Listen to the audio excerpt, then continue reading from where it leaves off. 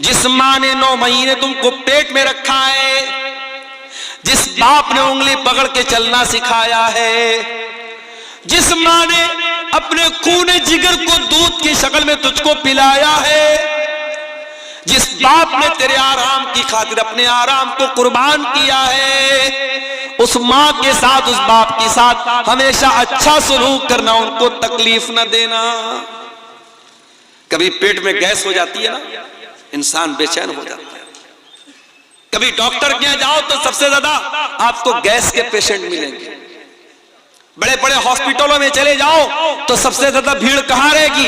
पेट के डॉक्टर के पास रहेगी, गैस्ट्रोलॉजिस्ट के पास रहेगी। पेट के अंदर जरा सी गैस हो जाए, इंसान डॉक्टरों के पास भागता है। अगर 1 घंटा आपके पेट में कोई चीज रह जाए, आप बेचैन हो जाएंगे। मेरे प्यारे साथियों, जिस पेट में 1 घंटा तक आप कुछ हवाओं को अपने पेट में रहने नहीं देते, थोड़ी सी गैस पेट में बन जाए तो जीना हराम हो जाता है। उसी पेट में एक औरत 9 महीने तक अपने बच्चे को रखती है। जरा कैलकुलेटर ले जाकर के चेक कर लेना कि 9 महीने में कितने घंटे और कितने मिनट आते हैं। 1 घंटा आप अपने पेट में कोई एक्स्ट्रा बोझ नहीं रख सकते। मां अपने बच्चे को 9 महीने में तकरीबन 4000 से भी ज्यादा घंटे तक अपने पेट में अपने बच्चे को रखती है। और जब बच्चे को जन्म देती है तो समझो कि वो जीवन की बहुत बड़ी अग्नि परीक्षा देती है, अपने जिंदगी को दांव पे लगा देती है। और तब जाकर के बच्चा पैदा होता है। और वही बच्चा जब जवान होता है, उस मां को गाली दे के घर से निकाल भी देता है। वही बच्चा जब जवान होता है, उसी बाप के साथ बदतमीजी करता है, बाप को बुरा भला कहता है। और ऐसे भी बदनसीब बेटों को मैंने देखा है जिन्होंने अपने बाप के ऊपर हाथ तक उठाया है। याद रखो मेरे प्यारे साथियों, इस दुनिया में अल्लाह ने अगर हम पर एहसान किया है, हमें पैदा किया है, तो हमें पैदा करने का सबब और जरिया अल्लाह ताला ने हमारे माता पिता को बनाया है, हमारे माँ बाप को बनाया है। माँ के मरने के बाद माँ की तरफ से मदरसे में चंदा देने वालों, माँ की तरफ से मदरसे में बिल्डिंग बनवाने वालों, माँ की तरफ से इलाके में ट्यूबवेल लगवाने वालों, तुम्हारी माँ को तुम्हारे उसके मरने के बाद तुम्हारी नेकियों की जरूरत नहीं है।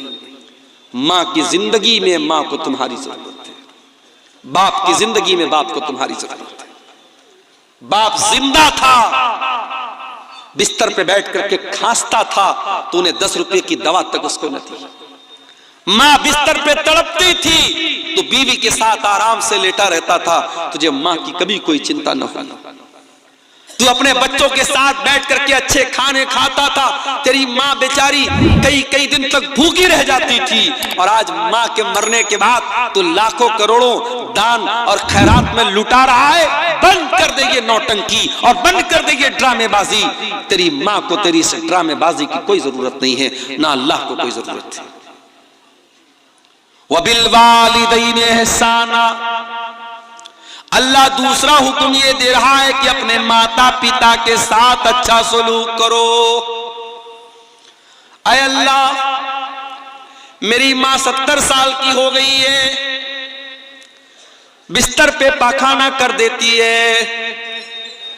अय अल्लाह, मेरे लिए बड़ी तकलीफ का मौका आ गया, बड़ी आजमाइश का मौका आ गया, मैं क्या करूं? घर में कोई देखभाल करने वाला नहीं है, बूढ़ी माँ बिस्तर पर पेशाब व पाखाना कर रही है। अल्लाह मैं क्या करूं? अल्लाह कह रहा है, इम्मा यबलुगन्ना इंदकल किबरा अहदुहुमा औ किलाहुमा फला तकुल लहुमा उफ्फिन। ऐ इंसान, ये तो तेरी खुशनसीबी है, ये तो तेरी खुशकिस्मती है कि तुझे बूढ़े माँ बाप मिले हैं। जाओ जरा उन बच्चों से पूछो जिनकी मां जल्दी उनको छोड़ के चली गई, उनकी शादी के पहले मां चली गई, अब शादी होती है तो वो बेचारा तरसता है कि काश मेरी मां भी होती। उसके बच्चे पैदा होते तो वो तरसता है कि काश मेरी माँ जिंदा होती तो कम से कम मेरे बच्चों को दादी का प्यार मिलता, मेरा बाप जिंदा रहता तो मेरे बच्चों को दादा का प्यार मिलता। जिंदगी के बहुत सारे ऐसे मोड़ आते हैं जब इंसान अपने माँ बाप के मशवरे की जरूरत महसूस करता है। अगर बूढ़े माँ बाप मिले हैं मेरे प्यारे साथियों तो इसको अपने लिए बोझ मत समझो। कुरान कहता है इम्मा यबलुगन्ना इंदकल किबर अहदुहुमा औ किलाहुमा, अगर तुम्हारे माँ बाप में से कोई एक तुमको बुढ़ापे में मिल जाए या दोनों बुढ़ापे में मिल जाए, पहले एक का जिक्र किया बाद में दोनों का किया। अगर एक मिला है माँ मिली है बाप मर चुका है, या बाप मिला है माँ मर चुकी है, तो जो एक बचा है उसके साथ और स्पेशल उसकी खिदमत करो और ज्यादा उसकी खिदमत करो, क्योंकि जब तक वो दो थे, जब तक बूढ़ा बूढ़ी दोनों जिंदा थे, एक दूसरे का सपोर्ट करते थे, एक दूसरे का सहारा थे, एक दूसरे को हौसला देते थे। अगर बुढ़िया चली गई और बूढ़ा बचा या बूढ़ा चला गया और बूढ़ी बची तो वो और ज्यादा लाचार हो गए, वो और ज्यादा बेबस हो गए, उनका और ज्यादा ख्याल करो। अल्लाह अकबर। एक बचा है तो उसका और ज्यादा ख्याल करो। अल्लाह ने पहले एक का जिक्र किया, कहा अगर तुम्हारे माता पिता में से कोई एक तुमको मिल जाए या दोनों मिल जाए तो तुम्हें क्या करना है? फरमाया फला तकुल लहुमा उफ्फिन, उनको कभी उफ भी मत कहना। उफ का मतलब समझते हो? जैसे हमारे यहाँ बोलते हैं, हमारे यहाँ अपनी आम जबान में हम जब किसी को हकारत की नजर से क्या बोलते हैं, ऐसा बोलते हैं। अपने माँ बाप को हट भी नहीं कहना है, हूं भी नहीं कहना है, उप भी नहीं कहना है। यानी सबसे हल्की तकलीफ पहुंचाने का तरीका क्या है? किसी को हट कह दिया जाए, किसी को हूं कह दिया जाए, माँ बाप को हूं भी ना कहा जाए। अच्छा एक बात बताओ, तजर्बे की बात बता रहा हूं आपको। कभी कभी जब माँ बाप बूढ़े हो जाते हैं ना तो उनकी कुछ बातें बड़ी बच्चों वाली हो जाती है। जैसे बच्चे हर बात के लिए जिद करते हैं, बूढ़े माँ बाप भी जिद करने लगते हैं। अब मान लीजिए कि आपकी बीवी ने रोटी बनाई है और उसकी बूढ़ी सास ने कहा कि मैं रोटी नहीं खाऊंगी, चावल क्यों नहीं बनाया, मुझे चावल चाहिए, मुझे चावल चाहिए। तो आपको लगता है यार मेरी बूढ़ी माँ क्यों जिद कर रही है, रोटी क्यों नहीं खा रही। अगर बूढ़ी माँ ने कह दिया कि चावल चाहिए तो ये समझ करके चावल बना दो कि मेरी बूढ़ी माँ की जिद है। क्योंकि एक वक्त था जब तू 3 साल का था और जब तू जिद करता था अपनी माँ से, अपने बाप से, तो तेरे माँ बाप हर हाल में तेरी जिद पूरी करते थे। मेरे प्यारे साथियों, अपने बच्चों से भी इस कदर मोहब्बत करते हैं कि बच्चों की जरा सी तकलीफ हम बर्दाश्त नहीं कर सकते।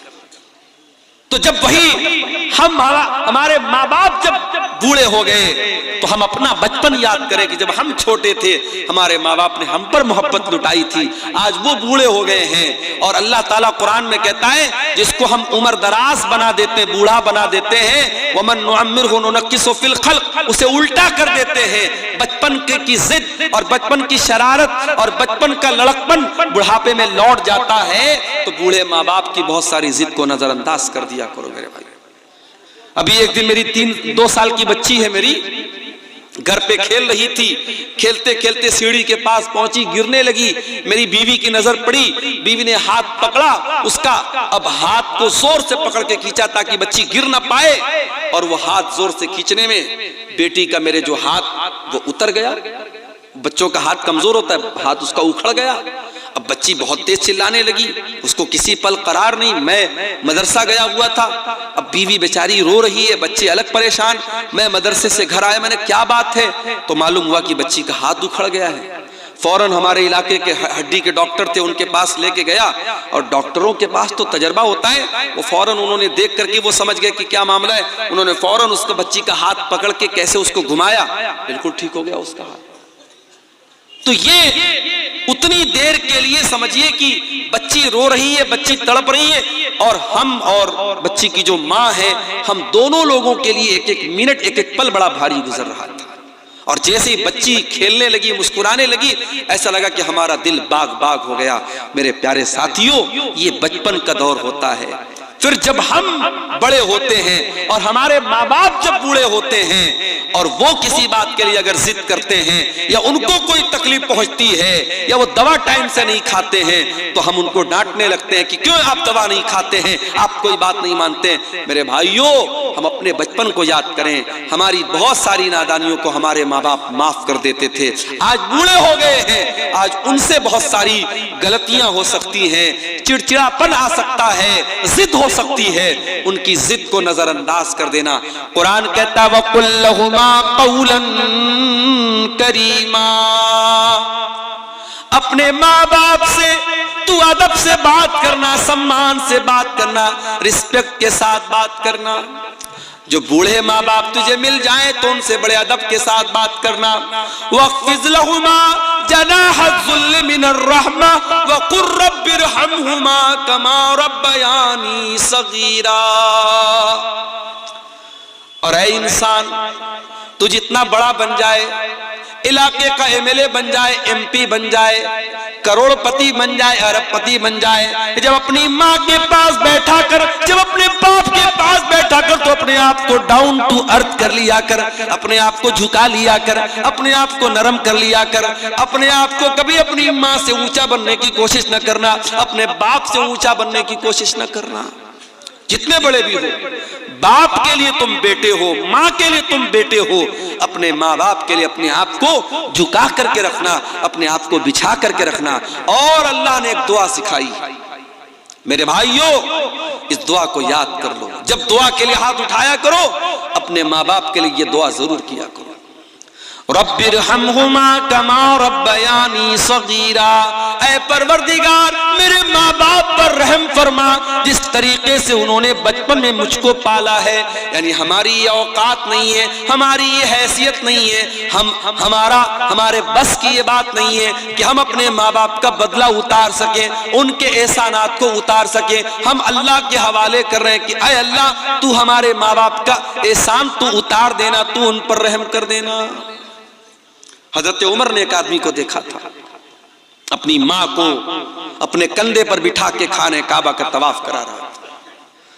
अपनी बूढ़ी माँ को अपने कंधे पर बिठाकर खाने काबा का तवाफ करा रहा था।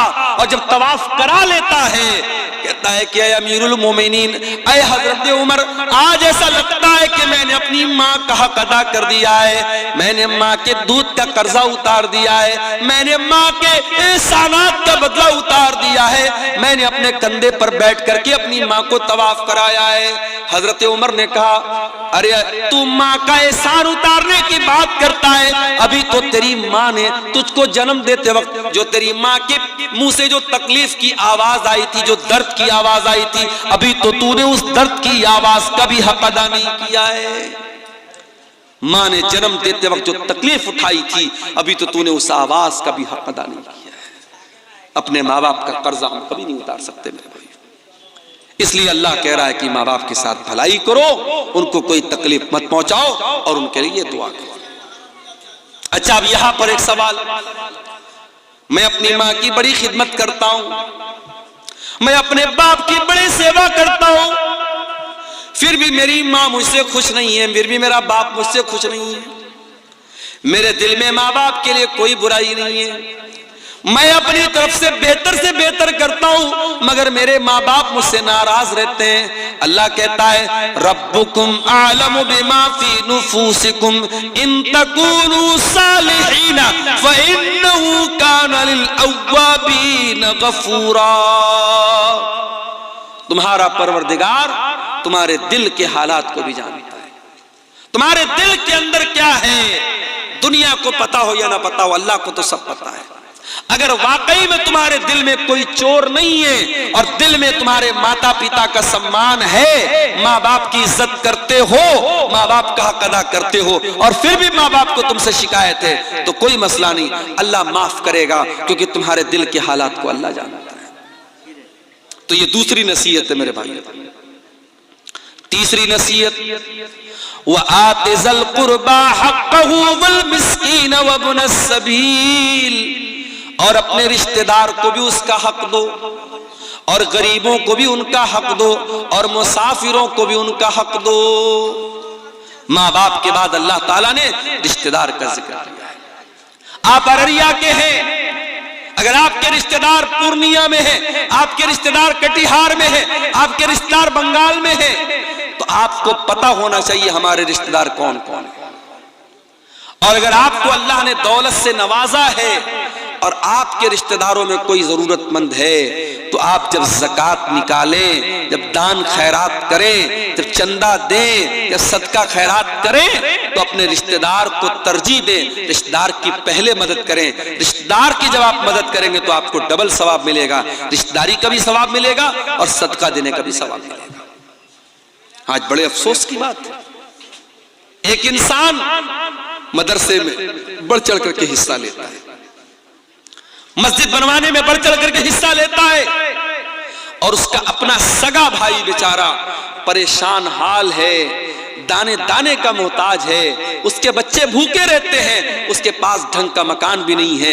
मेरे प्यारे साथियों, ये इंसानियत नहीं है, ये इस्लाम नहीं है, ये शरीयत नहीं है कि आप पेट भर के खाना खा लें और आपका अपना भाई भूखा प्यासा रहे। अल्लाह कह रहा है वह आतिज़ल कुर्बा हक़्क़हू, अपने रिश्तेदार को उसका हक दो, वल मिस्कीन, और जो गरीब लोग हैं, जो मिस्कीन लोग हैं, जो समाज का दबा हुआ तबका है, उसकी तुम मदद करो। वब्न सबील, और कोई मुसाफिर है, यूपी से आया है, आसाम से आया है, कश्मीर से आया है, सफर में उसकी किसी ने पॉकेट मार ली, उसका पर्स चोरी हो गया, अब बेचारा वो मदद मांग रहा है, मुसाफिर है, मजबूर है, उसकी मदद करो, उसको तुम अपने माल, अपनी ज़कात की रकम भी उसको तुम दे सकते हो। अल्लाह ने माँ बाप का जिक्र करने के बाद ये तीसरी नसीहत की कि रिश्तेदार को, गरीब को और मुसाफिर को उसका हक। उसके बाद चौथी नसीहत, वला तुबज़िर तबज़ीरा, और अल्लाह के बंदो, माल के अंदर फजूल खर्ची ना करना, नाजायज जगहों पर अपना माल खर्च ना करना। इन्नल मुबज़्ज़िरीन कानू इख़वान अश-शयातीन, बेशक फजूल खर्ची करने वाले, शराब पर पैसा लुटाने वाले, ज़िना पर पैसा लुटाने वाले, लड़कियों के नंबर पर रिचार्ज करवाने वाले, नाजायज रिश्ता बनाने के लिए अय्याशी करने वाले और हराम जगहों पर पैसा खर्च करने वाले, इन्नल मुबज़्ज़िरीन कानू इख़वान अश-शयातीन, वो शैतान के भाई हैं। पैसा हमारा नहीं, कोई ये ना कहे पैसा मेरा है, नहीं, हमारी क्या औकात है मेरे भाई, पैसा अल्लाह का है, अल्लाह ने हमको दिया है, अल्लाह ने हमको दिया है, अल्लाह चाहता तो हमें ना देता। और ये भी याद रखो, दुनिया में दौलत इंसान के टैलेंट से नहीं मिलती, इंसान के इल्म से नहीं मिलती। बड़े बड़े आलिम हैं, बड़े पढ़े लिखे लोग हैं, बड़े बड़े डिग्री वाले लोग हैं, वो तरस रहे हैं, बड़ी मुश्किल से अपना घर चला रहे हैं, और जाहिल और अंगूठा छाप लोग करोड़ों कमा रहे इसी दुनिया में, इसी इलाके में। आप देख लीजिए, पटना के अंदर मैंने देखा ऐसे ऐसे लोग ओला बाइक चला रहे हैं जो इंजीनियरिंग पढ़े हुए हैं और बड़ी आला तालीम हासिल किए हुए हैं, और क्या कर रहे हैं, वो बाइक चला रहे हैं किराए पर, मुसाफिरों को बिठा बिठा के, यानी जो काम ऑटो का होता है, रिक्शा का होता है, वो बाइक का वहां काम हो रहा है, ओला बाइक चला रहे हैं। तो पढ़ाई लिखाई से पैसा नहीं का ताल्लुक नहीं है मेरे भाई। ठीक है, आप पढ़ लिख लेंगे, अल्लाह करे आपको अच्छी नौकरी मिल जाए, अच्छा मकाम मिल जाए, मगर जरूरी नहीं है कि आपके इल्म के एतबार से आपको पैसा मिले। तो अगर अल्लाह ने आपको पैसे वाला बनाया है तो ये मत कहिए कि पैसा मेरा है, पैसा अल्लाह का है। और जब पैसा अल्लाह ने आपको दिया है तो ये पैसा कहां खर्च करना है और ये पैसा कहां से आया है, दोनों का हिसाब अल्लाह को देना पड़ेगा। अल्लाह के प्यारे नबी फरमाते हैं, ला तज़ूलु क़दमा इब्न आदम मिन इंदि रब्बिही यौमल क़ियामा, क़यामत के दिन इंसान अपनी जगह से हिल नहीं पाएगा जब तक 5 सवालों का जवाब न दे दे। और उन 5 सवालों में एक सवाल ये भी होगा, व अन मालिही मिन ऐन इक्तसबहु व फ़ीमा अनफ़क़हु, तूने माल कहां से कमाया और कहां खर्च किया। हराम जगहों पर पैसा खर्च करने वाले शैतान के भाई हैं। अपने जायज काम पर अगर आप जरूरत से ज्यादा पैसा खर्च करते हैं, जैसे राहुल गांधी का जूता अभी आजकल बड़ा चर्चा में चल रहा है। राहुल गांधी ने, पता नहीं, मैंने वीडियो देखा नहीं है, ये बयान किया जा रहा है, कहने वाले बोल रहे हैं कि राहुल गांधी ने किसी को जूता मार दिया तो बेचारा आईसीयू में चला गया। तो इंटरनेट पर मैंने चेक किया तो पता लगा वो 4 लाख का जूता है। भाई 4 लाख के जूते से किसी को मारोगे तो कहां जाएगा? आईसीयू में ही जाएगा। हम लोग घड़ी पहनते बड़ी मुश्किल से, टाइटन की घड़ी है, 1000-2000 की घड़ी आती होगी।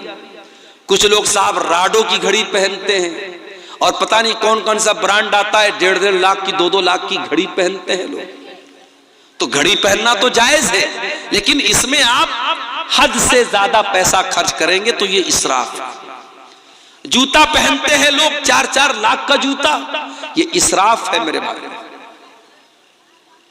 किसी बहुत बड़ी बॉलीवुड की हीरोइन की शादी थी, बनारस से उन्होंने अपनी शादी का लहंगा सिलवाया था। बनारस तो जानते हैं आप, साड़ी का गढ़ है और कपड़े का गढ़ है। तो मैं नाम नहीं लूंगा हीरोइन का, वरना आप लोग कहेंगे मौलाना को हीरोइनों का नाम भी आता है। उस हीरोइन के लहंगे का कपड़ा बनारस से तैयार हुआ था और उस लहंगे में ओरिजिनल गोल्ड जो होता है, सोना, उसकी जरी इस्तेमाल हुई थी, उसका तार इस्तेमाल हुआ था और कई लाख का वो लहंगा था। और ये आज से मैं 15 साल पहले की बात बता रहा हूं। एक हीरोइन की शादी हुई तो उनका लहंगा बनारस से तैयार हुआ था। शादियों पर कितना खर्च हो रहा है देखिए। उत्तर प्रदेश के मेरठ में एक शादी हुई, लड़के ने अपनी साली को घड़ी, साली ने आकर के घड़ी पहनाई तो घड़ी पहनाने की जो रस्म थी उसका जो पैसा दिया दुल्हे ने 2.5 लाख रुपया दिया। 2.5 लाख रुपया उसको घड़ी की पहनाई का दिया। और मौलवी साहब ने जिन्होंने निकाह पढ़ाया उनको निकाह पढ़ाने का इनाम 11 लाख रुपए दिया गया। और दूल्हे साहब को ससुराल से जो पैसा मिला इनाम के तौर पे, जहेज के तौर पे 2.5 करोड़ रुपया कैश मिला। ये न्यूज बाकायदा आई थी। उत्तर प्रदेश के सिद्धार्थ नगर में शादी हुई, मुसलमान की बात बता रहा हूं, किसी गैर मुस्लिम की बात नहीं बता रहा हूं।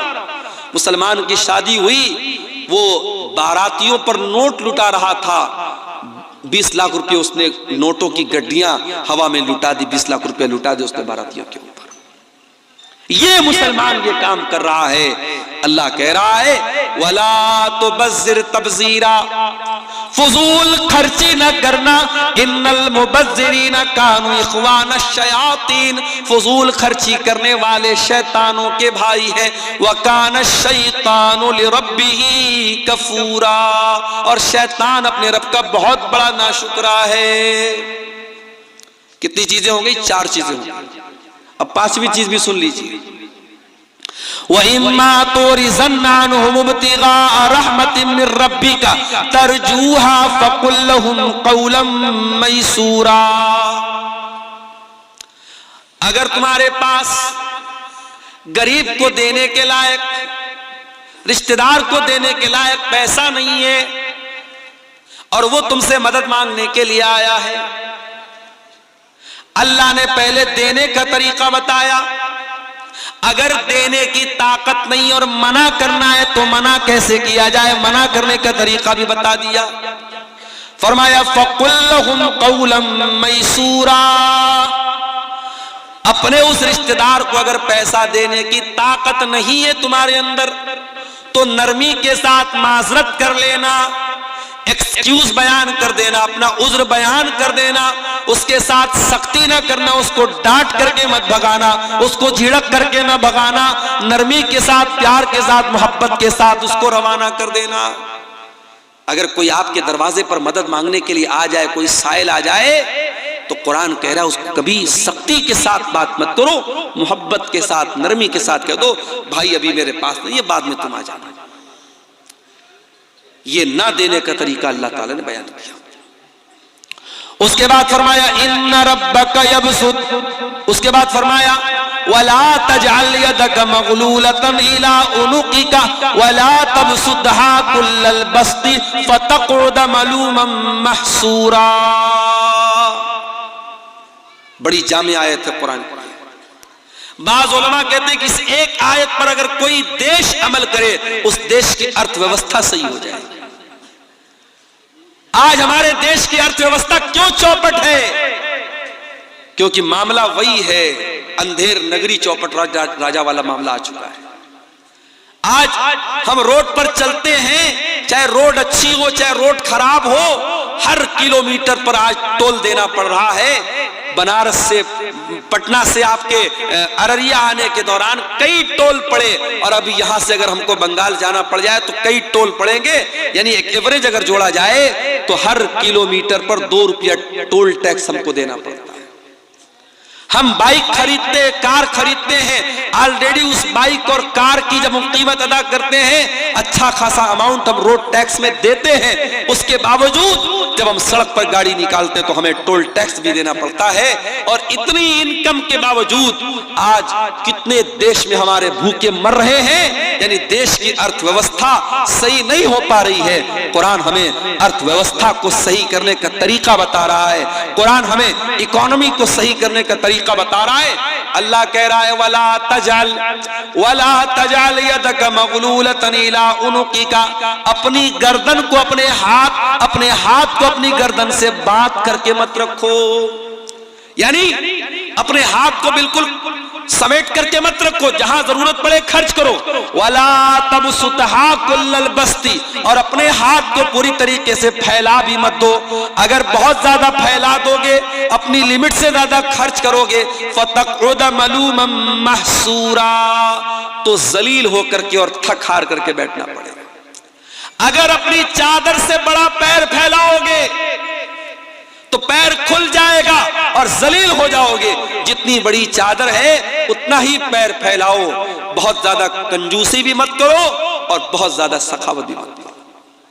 बहुत सारे लोग होते हैं, पैसा भी है, दौलत भी है, लेकिन अपने बच्चों को ना अच्छा खिलाते हैं ना खुद अच्छा खाते हैं।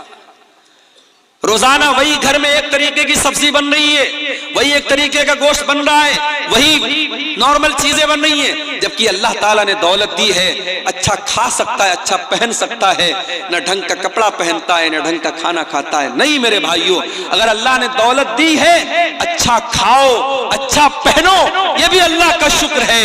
अच्छी नेमतें खाओ, जो जिस मौसम का फल मिल रहा है उस मौसम का फल खाओ, उस मौसम के मेवे खाओ, उस मौसम की अच्छी ग़िज़ाएं खाओ। अपने जिस्म पर खर्च नहीं किया तो क्या किया, अपने बच्चों पर खर्च नहीं किया तो क्या किया। मस्जिदें बनवा दी, मदरसे बनवा दिए, कब्रिस्तान में चंदा दे दिया, जमाने के लिए बहुत कुछ कर दिया। अगर अपने ऊपर और अपने बच्चों के ऊपर खर्च नहीं किया तो जिंदगी का कोई मतलब नहीं है मेरे प्यारे साथियों। अल्लाह कह रहा है न तो अपने हाथों को गर्दन से बांध करके रखो, न पूरी तरीके से फैला करके रखो। यानी बखीली भी नहीं करना है, कंजूसी भी नहीं करना है, और हद से ज्यादा सखावत भी नहीं करना है। जहां खर्च करने की जरूरत पड़े वहां खर्च करो, और जहां कंट्रोल करने की जरूरत पड़े वहां कंट्रोल करो, ना बखीली करो ना सखावत करो। उसके बाद फरमाया इन्ना रब्बका यबसुतुर रिज़्क़ लिमन यशाउ व यक़दिर व काना अल्लाहु बिइबादिही खबीरन बसीरा। तुम्हारे रब को पता है किसको रोजी ज्यादा देना है, किसको कम देना है। अल्लाह अपने बंदों को ज्यादा बेहतर तरीके से जानता है। किसी इंसान को रोजी कम मिली वो शिकवा ना करे, किसी को ज्यादा मिली वो गुरूर ना करे।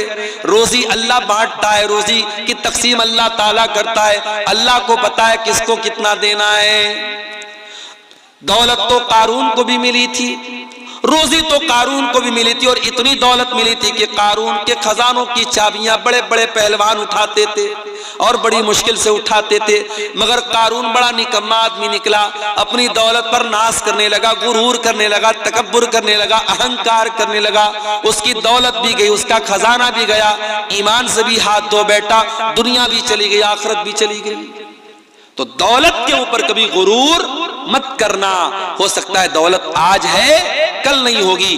दौलत की तकसीम अल्लाह ने अपने हाथ में ली है, अल्लाह को पता है कब किसको कितना देना है। कभी इस पर भी हसद मत करना, अरे उसे इतना मिल रहा है मुझे इतना क्यों मिला, उसे ज्यादा मिल रहा है मुझे कम क्यों मिला। कभी इस पर भी हसद मत करना। अपने आप को बेहतर बनाने की कोशिश करो, अच्छा से अच्छा काम करो, मगर दूसरे की रोजी रोटी देख करके हसद मत करो, क्योंकि रोजी देने वाला अल्लाह है। अगर हसद करते हो इसका मतलब कि तुम्हें अल्लाह के फैसले पर, अल्लाह का फैसला तुम्हें मंजूर नहीं है, तुम अल्लाह के फैसले पर एतराज करते हो। उसके बाद फरमाया वला तक़्तुलू औलादकुम खशियत इमलाक, और अपनी औलाद को तुम पेट के डर से कत्ल मत करो। इस डर से अपनी औलाद को कत्ल न करो कि कल वो मेरे साथ खाएगी कैसे। औलाद पैदा तो तुम करते हो मगर खिलाने वाले तुम नहीं हो। हमारे एक दोस्त है बंबई के अंदर, शेख सरफराज फैजी, उनकी 2 बीवियां हैं, 2 शादी की उन्होंने। हमारे यहाँ तो एक शादी के बाद अगर कोई दूसरी शादी का नाम भी ले ले तो पाप हो जाता है, गुनाह हो जाता है। साउथ में एक जगह एक मौलाना साहब ने दूसरी शादी पर तकरीर कर दी, मस्जिद में औरतें भी आई हुई थी। औरतों ने तकरीर के बीच में से कहा कि इस मौलाना को पहले भगाओ यहां से, वरना हम इसकी तकरीर नहीं होने देंगे। मौलाना साहब को बीच में से हटा दिया गया। क्यों? क्योंकि मौलाना ने दूसरी शादी के सपोर्ट में तकरीर कर दी। साउथ इंडिया के अंदर एक इलाके में ऐसा मामला, दूसरी शादी करना पाप बना दिया लोगों ने। जिना करने वाले जिना कर रहे हैं, एक्स्ट्रा मैरिटल अफेयर करने वाले एक्स्ट्रा मैरिटल अफेयर कर रहे हैं। शादीशुदा औरत किसी से नाजायज ताल्लुक बना रही है, शादीशुदा मर्द किसी से नाजायज ताल्लुक बना रहा है। समाज को उसकी चिंता नहीं है, समाज को इसकी चिंता है, अरे तो 2 शादी कर दी, बड़ा अय्याश आदमी है, बड़ा गड़बड़ आदमी है। समाज तो समाज उस इंसान की पहली बीवी की नजर में ये बहुत बड़ा पाप है। अगरचे वो आदमी पहली बीवी का सारा हक अदा करता हो, उसके हक में कोई कमी ना करता हो, फिर भी पहली बीवी इस बात के लिए बिल्कुल तैयार नहीं है कि शौहर दूसरी शादी करे। अभी मुंबई में हमारे एक साथी हैं, दोस्त हैं, उन्होंने 2 शादियां की।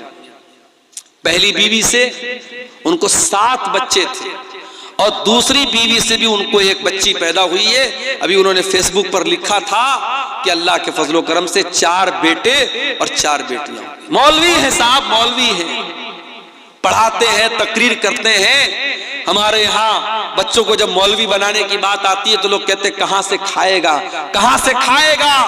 और यहाँ मौलवी के 8-8 बच्चे हैं और मौलवी इस बात की चिंता नहीं करता है कि कहां से खाएगा। याद रखो मेरे भाइयों, अपनी औलाद को हम नहीं खिलाते हैं, औलाद को अल्लाह खिलाता है। कभी पेट के डर से औलाद को कत्ल मत करना। और मसला नोट कर लो, अगर आप फैमिली प्लानिंग करते हैं, एक बच्चा पैदा हुआ, अभी आप बच्चा नहीं चाहते हैं, तो बच्चे की पैदाइश ना हो उसके लिए अगर आप कोई तरीका अपनाते हैं, जो तरीका हमारे आमतौर से चलता है, तो उसके बारे में तो इजाजत और गुंजाइश के रास्ते हैं। लेकिन अगर प्रेगनेंसी हो गई है और बच्चा मां के पेट में वजूद पा चुका है, अब उस बच्चे को अगर कोई खत्म कर देता है कि नहीं साहब मेरा ऑलरेडी 1 बच्चा है, 2 बच्चा है, तीसरा बच्चा मैं कहां से इसको पालूंगा, कैसे पढ़ाऊंगा, कैसे लिखाऊंगा, और उस बच्चे को अगर कोई मां के पेट में कत्ल कर देता है तो ये समझो वैसा ही गुनाह है जैसे बच्चे के पैदा होने के बाद कोई उसका गला दबाते हैं। बच्चे के पैदा होने के बाद कोई उसको मार डाले, उतना ही बड़ा गुनाह है मां के पेट में एबॉर्शन कर देना और मां के पेट में बच्चे को खत्म कर देना। अल्लाह के नबी से पूछा गया सबसे बड़ा गुनाह क्या है? आपने फरमाया अंतजाल लिल्लाहि निद्दन व हुवा खलक़क, सबसे बड़ा गुनाह यह है कि तुम अल्लाह के बराबर किसी को ठहराओ। फिर पूछा गया अल्लाह के नबी उसके बाद सबसे बड़ा गुनाह क्या है? आपने फरमाया अन्तक़्तुल वलदक खशियता यतममाक, दूसरा बड़ा गुनाह यह है कि अपनी औलाद को कत्ल कर दो इस डर से कि तुम्हारे साथ खाएगी। फिर पूछा गया अल्लाह के नबी उसके बाद सबसे बड़ा गुनाह क्या है? आपने फरमाया अंतुज़ानिया हलीलता जारिक, अपने पड़ोसी की बीवी के साथ तुम ज़िना करो। औलाद को कत्ल करना दूसरा बड़ा गुनाह है। औलाद को कत्ल मत करो। और सुन लीजिए, आज 1400 साल पहले लड़की पैदा होती थी और लोग उसको मार डालते थे। अरब के अंदर कुछ कबीले इतने जाहिल थे, बेटी पैदा होती थी उसको मार डालते थे। आज हम लोग इतने जाहिल तो नहीं है, पढ़े लिखे लोग हैं, मगर आज भी बेटी को मारते। कभी मां के पेट में मार देते हैं, कभी पैदा होने के बाद हॉस्पिटल में छोड़ के चले जाते हैं, कभी जहेज के नाम पर बहू को जला देते हैं, कभी इस बेटी को हम इसकी तरबियत सही तरीके से नहीं करते और मुसलमान की बेटी किसी गैर के साथ फरार हो जाती है, गैर मुस्लिम के साथ जाके शादी करती है और अपनी दुनिया और आखिरत को बर्बाद कर लेती है। वला तक़्तुलू औलादकुम, अपनी औलाद को कत्ल मत करो मेरे प्यारे साथियों।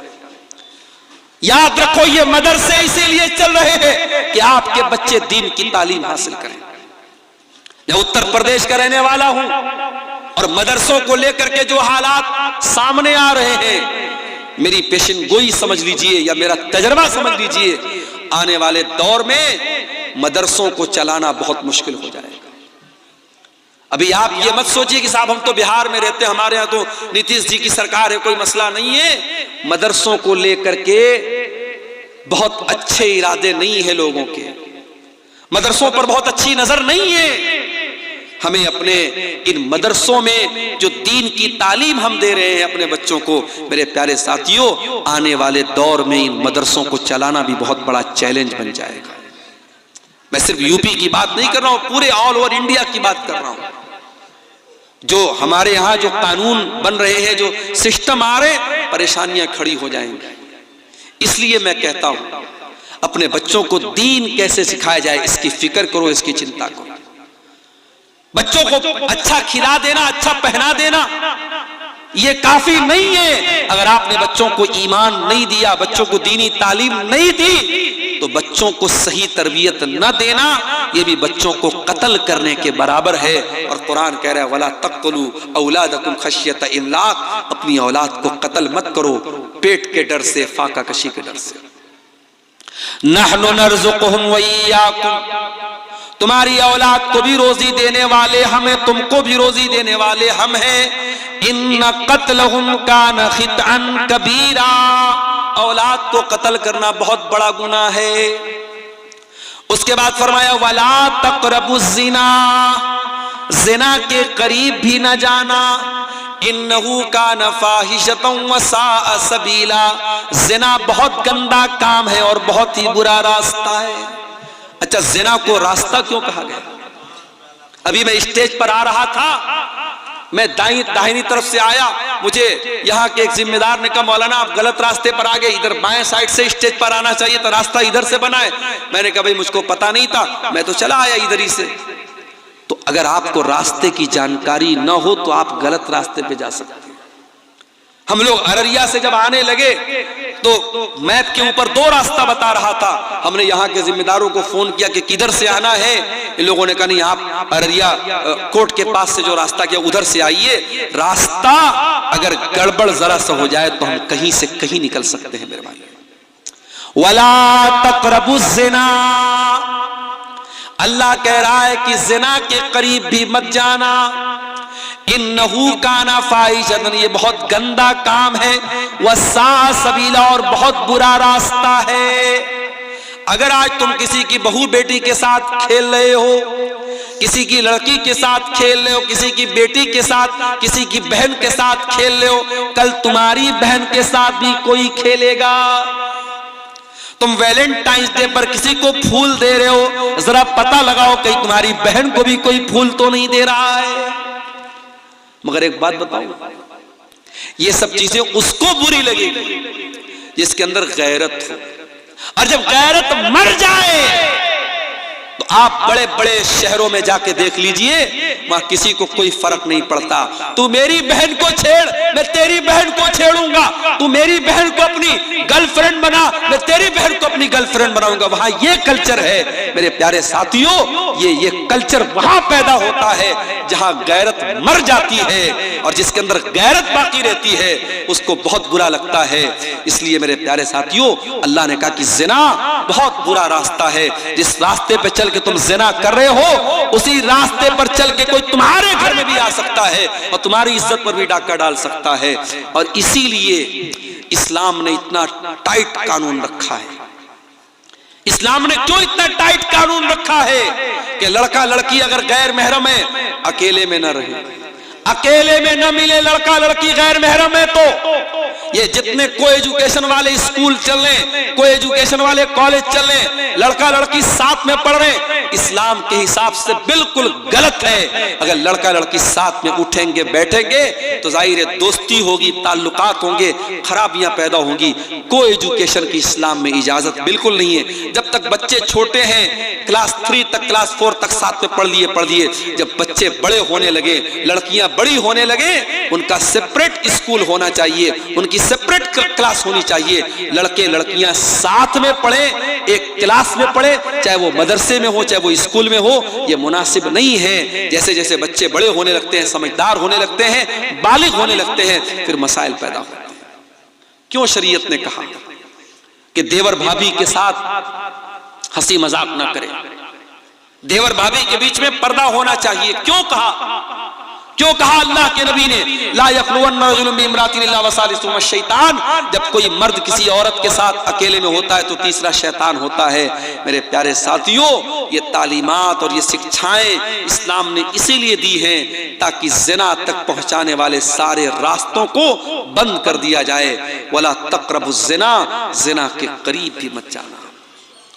उसके बाद फरमाया वला तक़्तुलुन नफ्सल्लती हर्रमल्लाहु इल्ला बिल हक़्क़ि, और किसी निर्दोष की हत्या मत करना, किसी बेकसूर को कत्ल मत करना।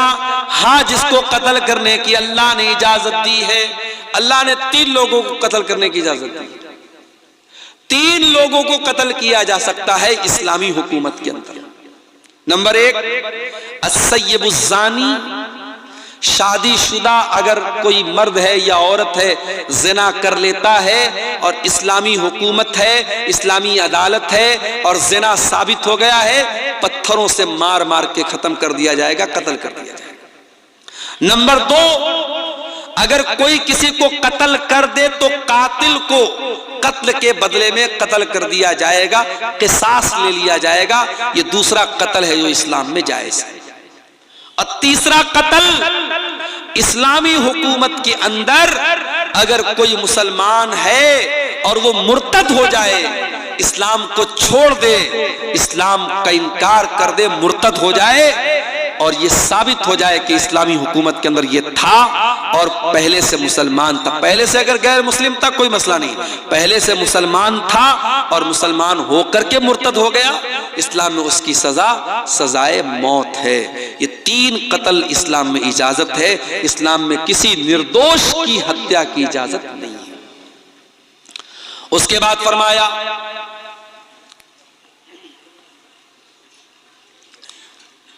वला तक़रबू मालल यतीम इल्ला बिल्लती ही अहसन, यतीम के माल के करीब न जाना।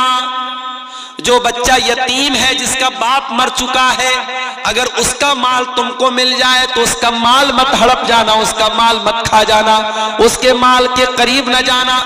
इल्ला बिल्लती ही अहसन, हाँ अगर उस यतीम बच्चे को पढ़ाने में, लिखाने में, उसकी परवरिश करने में कुछ पैसा खर्च हो रहा है तो उतना पैसा तुम उसके माल में से ले सकते हो। हत्ता यबलुगा अशुद्धा, और जब वो लड़का जवान हो जाए, बड़ा हो जाए, तो फिर उसका माल उसके हवाले कर दो। यतीम का माल तुम्हें नाजायज तरीके से खाने की इजाजत नहीं। उसके बाद फरमाया वऔफू बिल अहदी, और वादा करने के बाद वादा को पूरा करो। इन्नल अहदा कान मसऊला, अल्लाह ताला क्या वादे का सवाल होगा। अगर किसी से वादा किया है, वादे को निभाने वाला बनो, वादा खिलाफी मत करो, वादे को तोड़ने वाले मत बनो। अब 3-4 बातें और रह गई हैं, उसको सुन लीजिए, फिर बात को हम खत्म करेंगे। उसके बाद फरमाया वऔफू बिल कैल इज़ा किल्तुम, और जब किसी को सामान नाप करके दो तो पूरा पूरा नाप करके दो। वज़िनू बिल क़िस्तासिल मुस्तक़ीम, और जब सामान तौल करके दो तो तराजू को सही रखो। नाप और तौल को सही रखो, कारोबार में चोरी मत करो, बेईमानी मत करो, फ्रॉड मत करो, नाप और तौल बिल्कुल सही रखो। ज़ालिका खैरुन व अहसनु तअवीला, अल्लाह कह रहा है अंजाम इसी का अच्छा है। अगर सामान गड़बड़ तौलोगे कल अंजाम बुरा होगा, दुनिया में भी बुरा होगा, आखिरत में भी बुरा होगा। और सामान सही तौल करके दोगे, हो सकता है प्रॉफिट कम कमाओगे, हो सकता है मुनाफा कम कमाओगे, मगर अंजाम इसी का अच्छा होने वाला है। उसके बाद फरमाया वला तक़फ़ु मा लैसा लक बिही इल्म, और जिस चीज की तुमको नॉलेज ना हो उस चीज के पीछे मत पड़ो। यह भी बहुत बड़ा मसला है आज। जिस चीज के बारे में पता नहीं है उस पर भी लोग अपनी राय देने लगते हैं, अपने फतवे देने लगते हैं, हलाल बताने लगते हैं, हराम बताने लगते हैं। नहीं, जिस चीज की आपको नॉलेज नहीं है उसके पीछे मत पड़िए। वला तक़फ़ु मा लैसा लक बिही इल्म, जिस चीज का तुमको इल्म नहीं है उस चीज के पीछे मत पड़ो। इन्नस्समा वल बसरा वल फुआदा कुल्लु उलाइका कान अन्हु मस्ऊला। कयामत के दिन कान से क्या सुना है, आंखों से क्या देखा है, और दिल और दिमाग में क्या क्या इरादे पाले हैं, सबका हिसाब लिया जाएगा। कानों से क्या क्या सुन के आए हो, आंखों से क्या क्या देख के आए हो, ये फेसबुक पर तुमने क्या देखा, ये रील्स में तुमने क्या देखा, ये इंस्टाग्राम पे तुमने क्या देखा, तुमने जो देखा है उसका हिसाब देना पड़ेगा। अल्लाह के सब पूछा जाएगा। आज इंस्टाग्राम के जरिए और फेसबुक के जरिए जो नौजवान लड़के और लड़कियों में जो बेहयाई परोसी जा रही है मेरे भाइयों, अल्लाह की पनाह है। और इस बेहयाई को परोसने में सिर्फ गैरों का हाथ नहीं, हमारा भी हाथ है, हमारे मुसलमानों का भी हाथ है। कितने मुसलमान लड़के हैं जो वाहियात वीडियो बना करके, गंदी वीडियो बना करके आज इंस्टाग्राम पे छोड़ रहे हैं। और याद रखना, अगर किसी गंदी वीडियो को आपने देखा तो उसका गुनाह तो आप तक था, लेकिन जब आपने शेयर कर दिया, आपने फॉरवर्ड कर दिया, आपने मोबाइल पर स्टेटस लगा दिया, अब 500 लोगों ने देखा, 1000 लोगों ने देखा, एक गंदी चीज को जितने लोगों ने देखा उन सब का गुनाह उनको भी मिलेगा और आपके नामे आमाल में भी लिखा जाएगा। अगर आपने कोई अच्छी तकरीर शेयर कर दी, कोई अच्छी क्लिप शेयर कर दी, कोई आलिम का बयान शेयर कर दिया, कोई कुरान की आयत शेयर कर दी, आपको सवाब तो मिलेगा मिलेगा। जितने लोग उसको पढ़ेंगे और उस पर अमल करेंगे और उसको देखेंगे, उसका सवाब भी आपको मिलेगा। मेरे प्यारे साथियों, इसलिए जिस चीज की नॉलेज ना हो उस चीज के पीछे मत पड़ो और गलत कोई चीज शेयर मत करो। अगर कोई दीन से भी रिलेटेड चीज है, आप उलमा से मशवरा करने के बाद, उलमा से राय लेने के बाद उसको फॉरवर्ड कीजिए। उसके बाद आखिरी की 2 नसीहत, वला तमश फिल अर्ज़ि मरहा, और जमीन में अकड़ करके मत चलना, जमीन में तकब्बुर मत करना, अहंकार मत करना, गुरूर मत करना। इन्नका लन तखरिक़ल अर्द वलन तबलुगल जिबाल तूला, तू तकब्बुर क्यों करता है? न तो तू जमीन को फाड़ सकता है, न पहाड़ों पे चढ़ सकता है। ऐ हकीर पानी से पैदा हुए इंसान, ऐ मिट्टी के बने हुए इंसान, तू किस बात पर तकब्बुर करता है, किस बात पर गुरूर करता है? तुझे न तो तू अपने पैरों से चल के जमीन को फाड़ सकता है, न अपने पैरों से चल करके तू आसानी से पहाड़ों की बुलंदियों पर चढ़ सकता है। तू क्यों तकब्बुर करता है? अकड़ करके मत चलना। वला तमश फिल अर्ज़ि मरहा, जमीन में अकड़ करके मत चलना। और ये सब बयान करने के बाद आखिर में अल्लाह फिर कहता है, ज़ालिका मिम्मा औहा इलैका रब्बुका मिनल हिक्मा। ऐ नबी, ये 15 बातें हमने जो बयान फरमाई है, ये हिकमत की बातें ऐ नबी हमने आपकी तरफ नाजिल की है। वला तजअल मअल्लाहि इलाहन आखर, ऐ नबी आप अपनी उम्मत को ये नसीहत भी पहुंचा दीजिए कि अल्लाह के साथ किसी को शरीक मत करना। फतुल्का फी जहन्नम मलूमम मदहूरा, वरना जहन्नम के अंदर जलील हो करके डाल दिए जाओगे। देखिए मेरे भाइयों, अल्लाह ने 15 नसीहतें की और पहली नसीहत भी यही थी कि अल्लाह के साथ शिर्क मत करना, और आखिरी नसीहत भी यही थी कि अल्लाह के साथ शिर्क मत करना।